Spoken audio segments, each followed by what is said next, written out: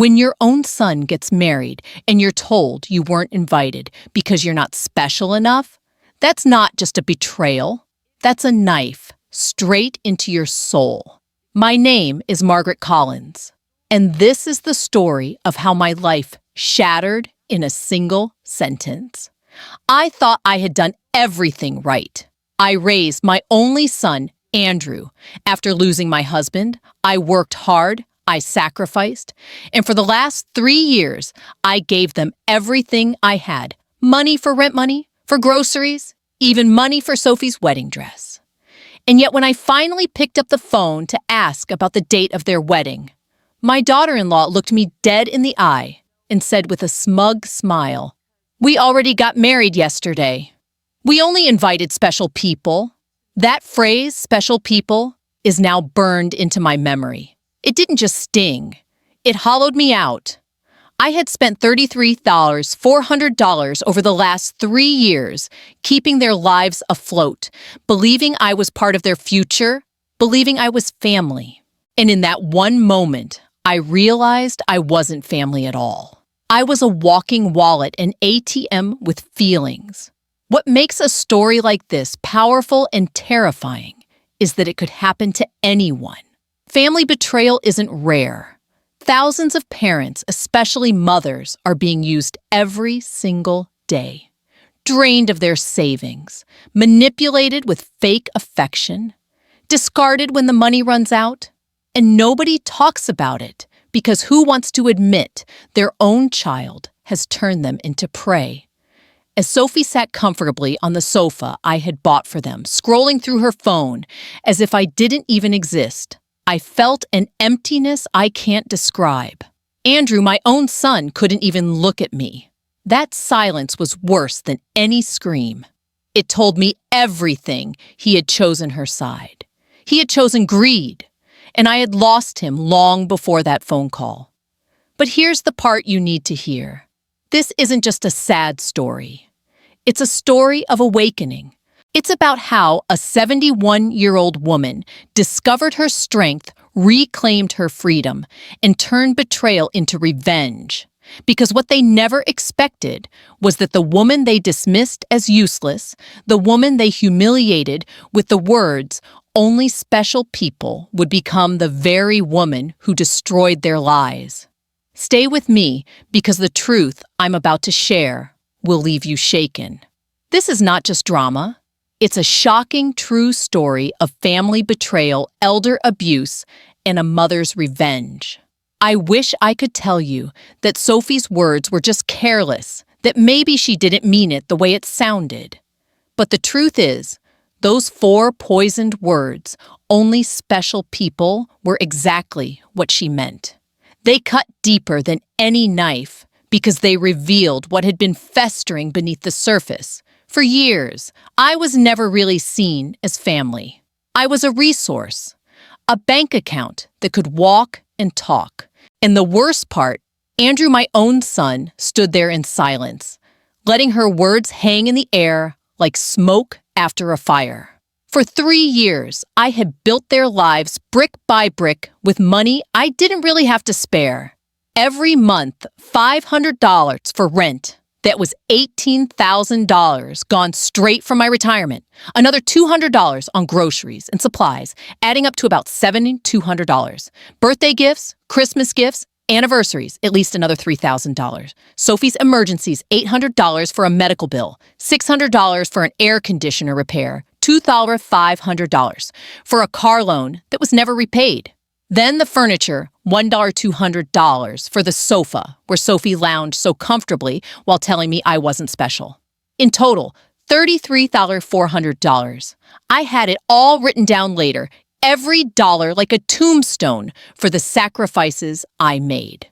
But in that moment, standing in my own living room, what hit me harder than the number was Andrew's eyes.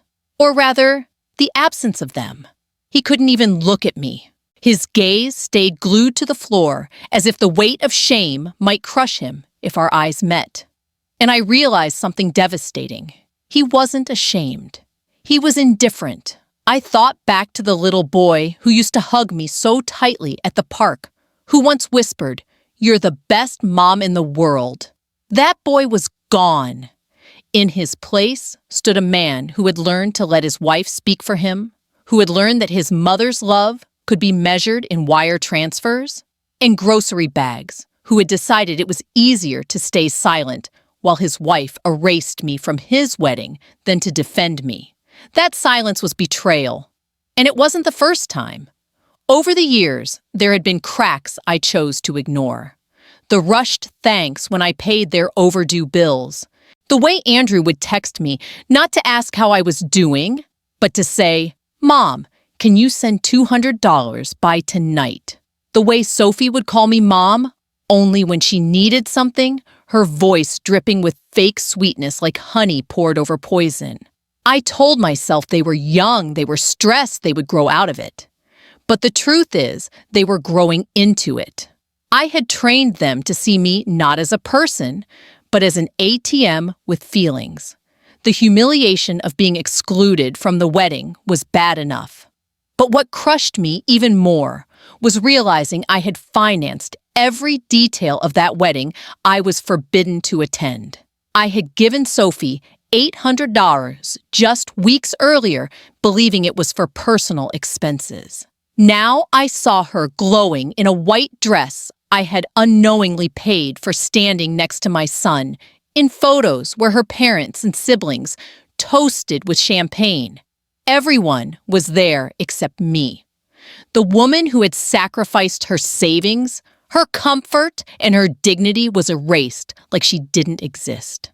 That night, I sat alone at my kitchen table, the same table where I had balanced bills and clipped coupons, the same table where I had counted out every dollar to make sure Andrew and Sophie had enough.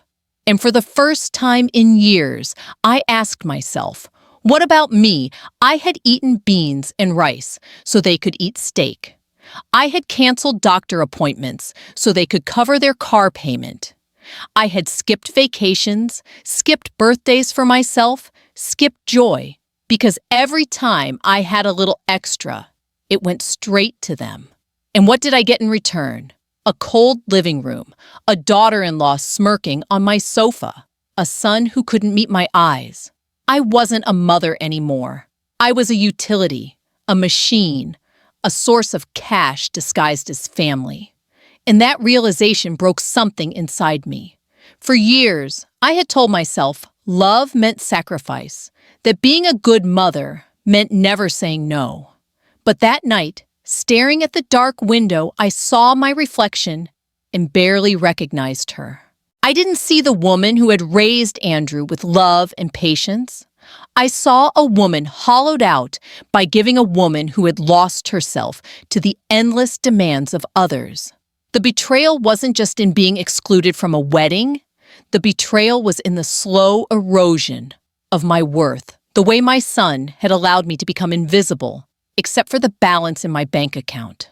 And once you realize you've been invisible to the people you love most, there's no going back. That was the moment I knew something had to change. A week after the wedding, I was never invited to the phone rang.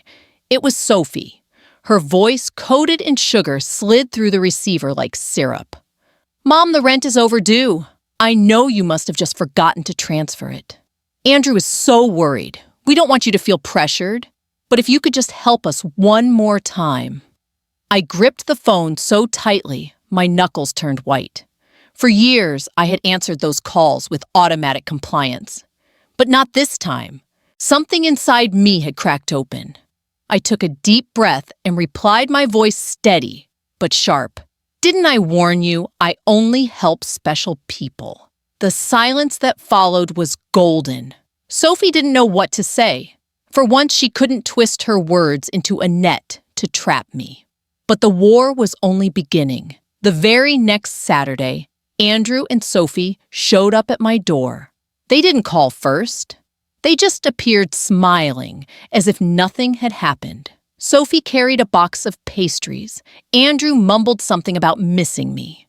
On the surface, it looked like reconciliation.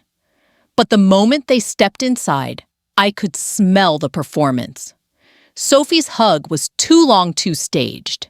Andrew's hand lingered awkwardly on my shoulder, like a man acting out a script he didn't believe in. We sat in the living room, the same room where Sophie had declared I wasn't special. She placed the pastries on the coffee table I had paid for, poured coffee into the cups I had bought, and began her act.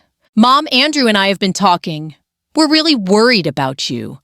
You've been under so much stress. Managing finances, paying bills, handling all that paperwork.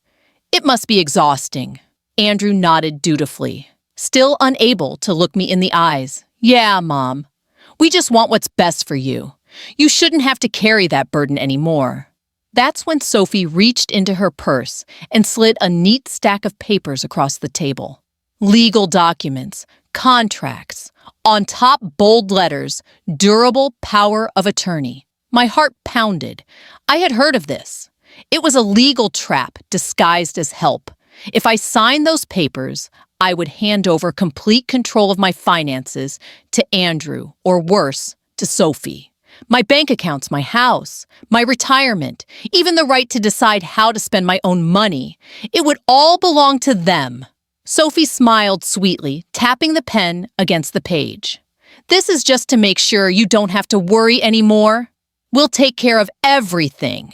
You'll finally be free of all that stress. Isn't that what you want? Her words dripped with false concern, but I could see the hunger behind her eyes. She wasn't here to protect me. She was here to own me.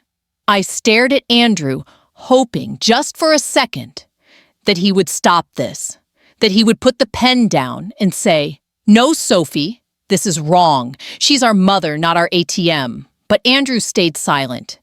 His lips pressed into a thin line, his eyes glued to the floor. Silence again. That was his answer. That silence was complicity. I leaned back in my chair, forcing myself to keep calm. So you want me to just hand over everything I have worked for, everything your father and I built, because you think I'm stressed? Sophie's smile didn't falter. We only want to help. Don't you trust us, trust? That word, once sacred, now felt like poison. I remembered all the times they had said we love you, right before asking for money. I remembered Andrew's text messages that began with Mom and ended with "Can you send $300? I remembered Sophie calling me the best mother-in-law ever, the same day I paid her credit card bill. Every word of affection had been a transaction. Every hug had been an invoice. I pushed the papers back toward Sophie. No, I'm not signing anything. Her eyes flickered just for a second. The mask slipped. For a moment, I saw the truth. Cold calculation, pure entitlement. She quickly recovered, sighing dramatically. We're just trying to protect you, Margaret. If you refuse, people will think you're unstable, maybe even incapable of managing on your own. There it was. The threat behind the sweetness. Andrew finally looked up, but not at me. He looked at Sophie, as if waiting for her signal. He wasn't my son anymore. He was her soldier.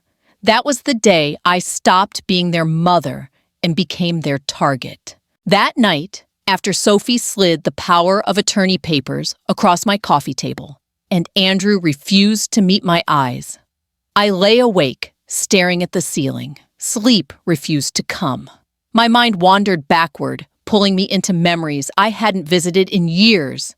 It was as if my heart needed to remind me that there was once a time when Andrew's love was real, before it became a currency.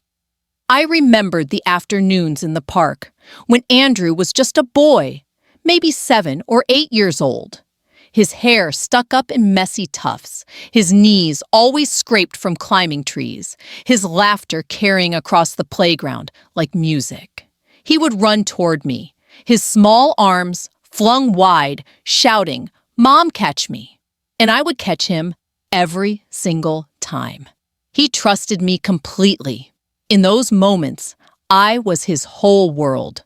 One memory in particular returned with a clarity so sharp, it hurt. It was Andrew's 10th birthday.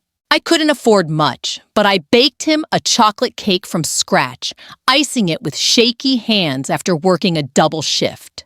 I remember how his eyes lit up when he saw it, how he hugged me so tightly I could barely breathe, whispering, "You're the best mom in the world."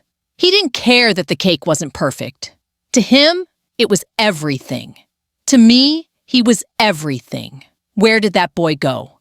I thought about the years that followed the way life hardened us both. After his father died, I tried to shield Andrew from the emptiness that swallowed our home. I worked 2 jobs, stretching every dollar so he wouldn't feel the loss as sharply as I did. I bought him new sneakers, even when mine had holes. I skipped dinners so he could have seconds. Every sacrifice felt worth it, because I believed love was an investment that would always come back with interest. But somewhere along the line, that equation broke. Somewhere, love stopped being about hugs and birthday cakes and started being about money transfers and grocery receipts. And I can't pinpoint when it happened. Was it the first time Andrew asked me for $200 without saying thank you? Was it the day Sophie called me mom with that false sweetness that melted away as soon as the check cleared? Or was it earlier when I taught him, without realizing, that my love meant never saying no? I lay there in the dark, asking myself the most painful question of all. When did my son stop seeing me as his mother and start seeing me as his bank? The thought hollowed me out, because if I couldn't answer that, it meant the betrayal wasn't sudden. It had been growing quietly, like mold behind wallpaper, until one day the wall crumbled, and I saw the rot that had been there all along. Tears slid down my face as I remembered the milestones I had clung to. His high school graduation, where he hugged me in front of everyone and said, "I couldn't have done this without you, Mom." Was that genuine? Or was it already rehearsed gratitude in exchange for the tuition checks? His first apartment, where I helped scrub the floors and paint the walls, thinking I was helping him build a future? Was that really a home? Or was it just another place for me to funnel money I couldn't escape the truth? Every warm memory was now tainted by doubt. I wanted to believe that the boy who once clung to me in the park still existed inside the man who sat silent while his wife tried to strip me of everything. But the silence told me otherwise. That silence was the grave where the boy I loved was buried. Still, I couldn't stop loving him. That's the cruelest part of motherhood. Your love doesn't die just because your child betrays you. It lingers, even as it tears you apart. I loved Andrew, even as I hated what he had become. I loved him, even as I replayed Sophie's smirk in his downcast eyes. And loving him made the betrayal unbearable. I pressed my hands against my chest that night, whispering into the dark, where did I go wrong? Was I too soft? Did I give too much? Or did I not give enough of the right things? The questions circled endlessly, but no answers came. Only the sharp ache of loss. Loss of trust, loss of respect, loss of the boy I once knew. And yet, beneath the grief, a new feeling flickered: anger. Not the kind that burns out quickly, but the kind that simmers low and steady, waiting for its moment. Anger at Sophie for manipulating him. Anger at Andrew for letting her. But most of all, anger at myself for letting this go on so long, for confusing sacrifice with love, for allowing them to rewrite what our bond meant. That night was my turning point. I realized I could keep drowning in memories of who Andrew used to be, or I could fight for the woman I still was. I wiped my tears, sat up in bed, and whispered one promise to myself. This ends now. The morning after my long night of tears and questions, I woke with a clarity I hadn't felt in years. The ache was still there, how could it not be? But it had hardened into something sharp, something I could finally use. For 3 years, I had poured $33,400 into Andrew and Sophie's lives, believing I was helping them build a future. Instead, I had funded my own humiliation. That ended today. The first thing I did was call my bank. My hands trembled as I pressed the numbers, but my voice was steady when the representative answered. "This is Margaret Collins," I said. "I want to stop all automatic transfers immediately." There was a pause, a click of keys, and then confirmation. Just like that, the pipeline that had kept Sophie and Andrew comfortable was cut off. I imagined Sophie's face when she checked their balance and realized the flow had dried up. For once, the silence on my end would speak louder than words. But cutting the money wasn't enough. Sophie was too ambitious to give up. She wanted everything: my home, my bakery, the savings I had worked decades to protect. I needed protection too, and not the kind that comes from locks or alarms. I needed someone who understood the battlefield I was standing on. That's when I remembered Mrs. Thompson, my neighbor across the street. Her cousin was an attorney who had helped her with an estate dispute last year. Within an hour, I had his number. When I met attorney Michael Harris in his downtown office, I felt a mix of shame and relief. I hated admitting the truth out loud, but I knew it was the only way forward. He listened quietly as I explained the situation, how Sophie had pushed me to sign over power of attorney, how Andrew had stood by in silence, how the financial support had become an endless demand. When I finished, Harris leaned forward, his voice calm but firm. "Mrs. Collins, you did the right thing by coming here. First, do not sign anything, no matter what they say. Second, we will draft a legal statement revoking any implied consent over your finances. And third, I recommend securing your home and documenting every interaction going forward." His words steadied me. For the first time, I felt like I wasn't just a victim. I was a woman with options, with weapons of my own. That afternoon, I went straight to the hardware store. I bought new locks for the front and back doors, heavy-duty deadbolts that clicked with finality as I installed them. With each turn of the screwdriver, I felt stronger, as though I were sealing off not just my home, but my heart from further intrusion. Sophie might think she could stroll into my house like she owned it, but the next time she tried, she would find herself on the outside looking in. Next came the cameras. I ordered a full security system, motion sensors, recording devices, even a doorbell camera that uploaded directly to the cloud. The young technician who installed them explained every detail, but I hardly needed it. My focus wasn't on the technology. It was on the future moment when Sophie and Andrew would realize that every sneaky visit, every whispered scheme would now be captured in digital clarity. But even with locks and cameras, I knew their lies would stretch further than my doorstep. Sophie had charm a poisonous kind, and she would try to paint me as unstable as unfit. That's why I started calling people who knew me Mrs. Peterson from church, Mr. Lopez, who had worked with me at the bakery, Eleanor, who lived next door. Quietly, carefully, I explained what was happening. I didn't beg for sympathy. I asked for truth. Would they be willing to speak up if needed? To testify to my sanity, my independence, my character? Every single one of them said, "Yes." "Margaret, you've always been the strongest woman I know," Mrs. Peterson said. "If they try anything, I'll be there." Her words wrapped around me like armor. Finally, I turned to the evidence. I pulled out my folders, my receipts, my bank statements. I saved screenshots of every transfer, every text from Andrew asking for money, every email from Sophie laced with fake gratitude.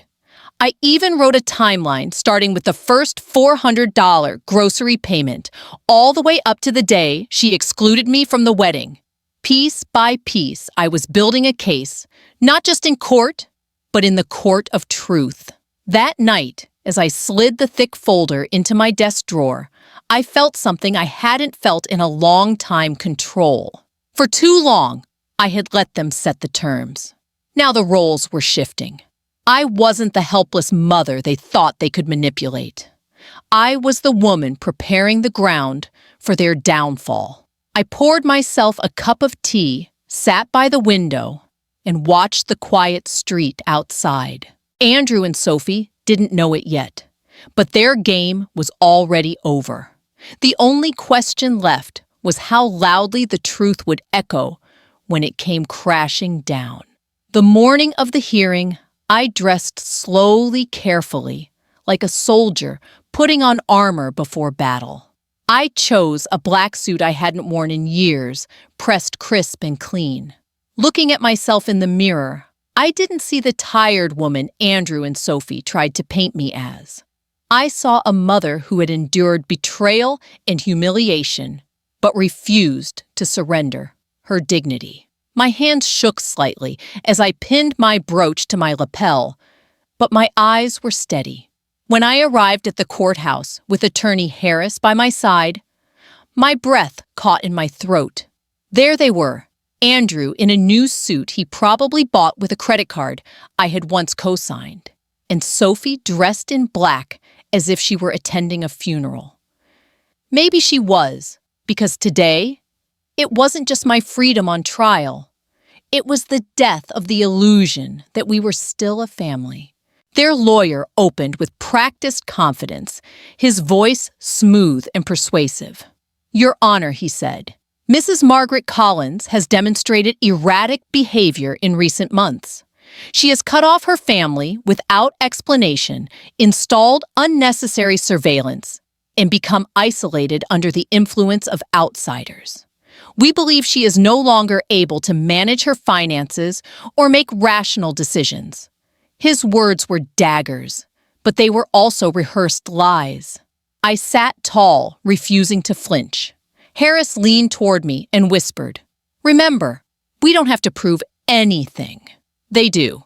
Just stay calm." Then Sophie took the stand. She dabbed fake tears with a tissue, her voice trembling. "Margaret has always been like a second mother to me. But recently, she's changed.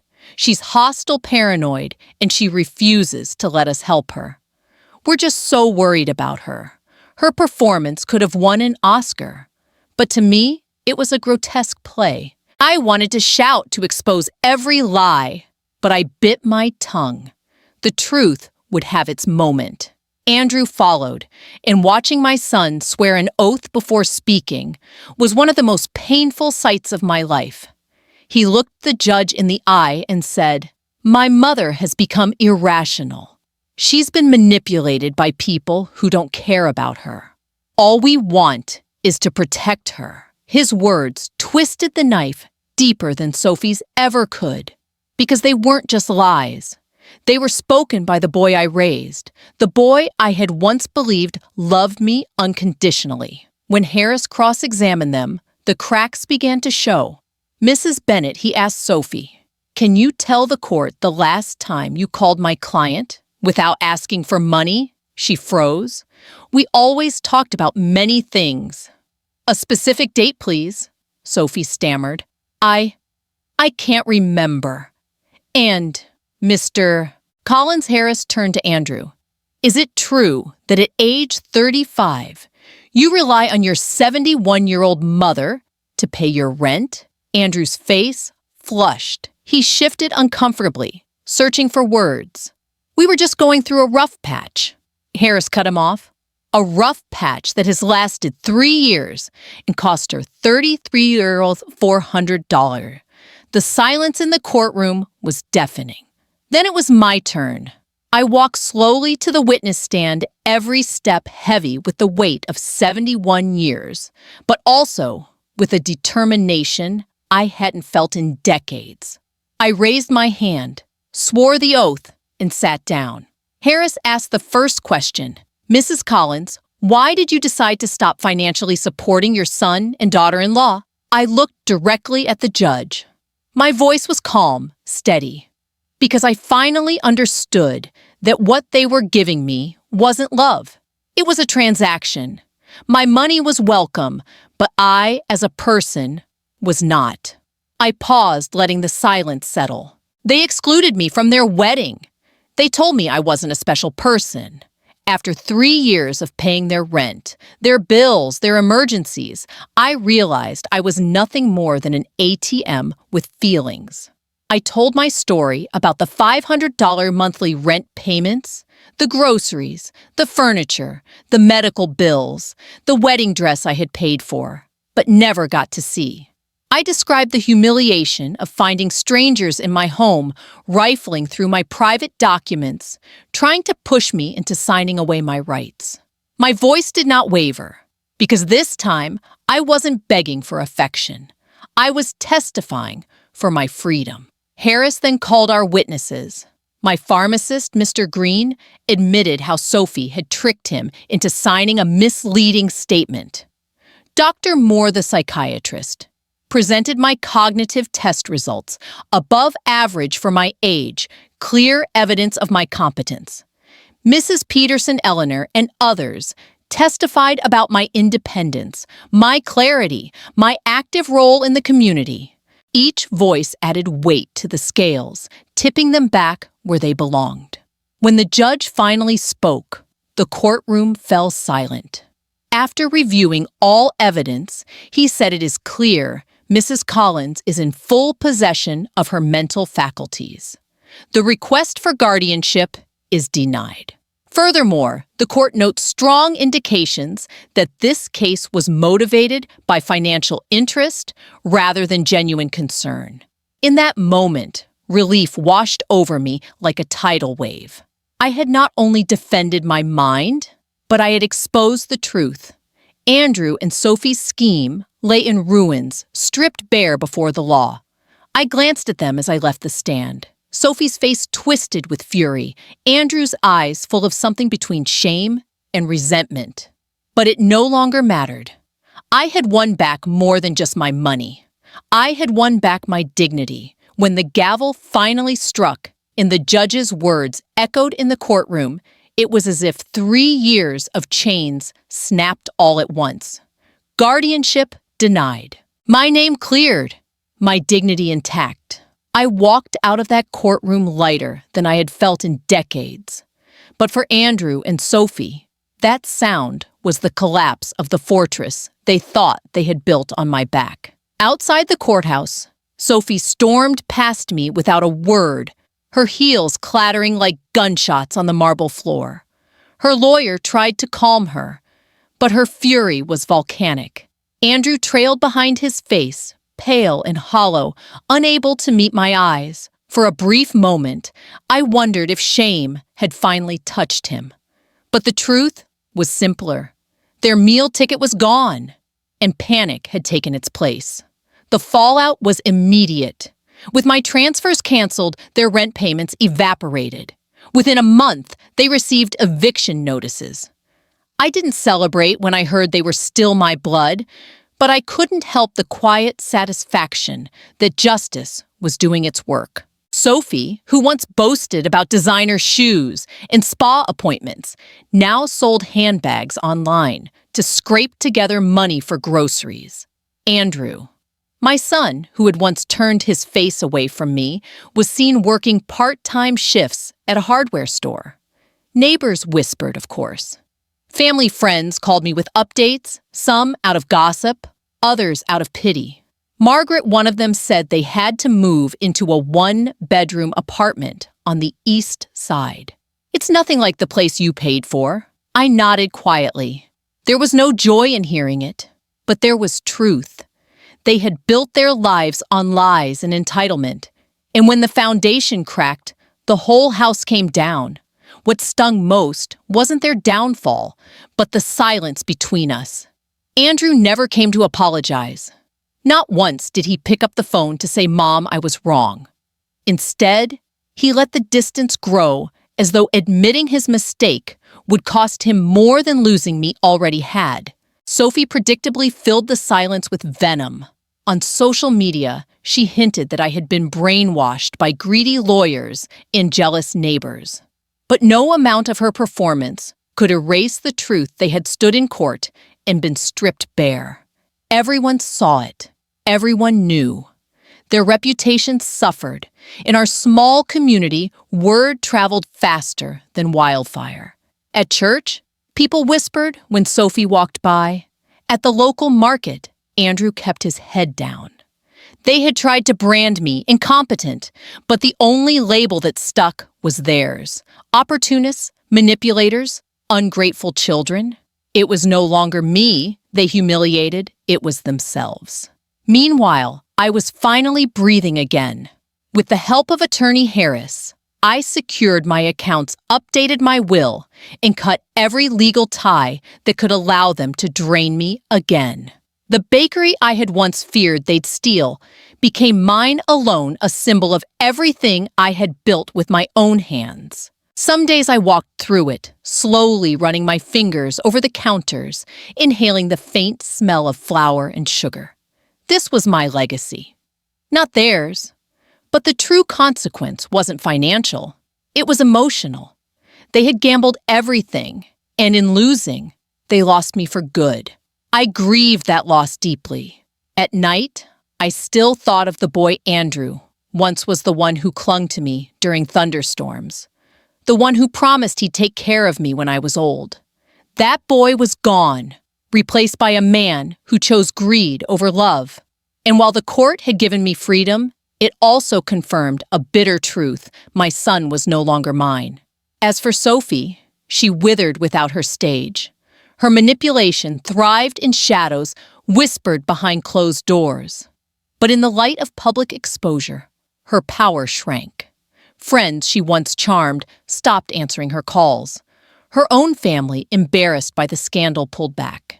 The woman who once strutted with confidence now walked hurriedly, her smile a mask that fooled no one. The irony was cruel, but poetic. For years, I had feared being alone, convinced that pouring money into their lives was the only way to keep them close. Now, they were the ones left isolated, abandoned by the community, forced to face life without the safety net I had woven beneath them. I didn't wish them harm, but I also didn't rescue them. Their suffering wasn't punishment, it was consequence. For every dollar they demanded, for every lie they told, for every tear they faked, this was the price. And unlike the thousands I had spent this time, the debt was theirs to carry. As weeks turned to months, the distance grew permanent. I heard whispers that Sophie had finally taken a job, her first in years. Andrew, stripped of pride, worked overtime to cover their debts. They survived, but barely. And in their struggle, I found the lesson I had long needed: enabling someone's weakness is not love. Allowing them to face reality, however harsh, is sometimes the only way they can grow. For me, the aftermath was a rebirth. For them, it was a reckoning. And in that contrast, justice was complete. Weeks after the trial, life began to take on a strange quiet. For the first time in years, my days were not consumed with worry about Andrew and Sophie's rent, their bills, or their endless emergencies. The silence was unsettling at first, like walking into a room that had once been filled with noise and realizing you could finally hear your own breath. But slowly, I began to welcome it. Silence, I discovered, wasn't loneliness. It was peace. One afternoon, as I was tending to the small roses I had planted by my porch, my neighbor Eleanor walked over carrying her usual mug of coffee. She had become more than a neighbor. Since this ordeal, she had become family in every sense that mattered. "Margaret," she said gently, "I thought you should know. I saw Andrew the other day.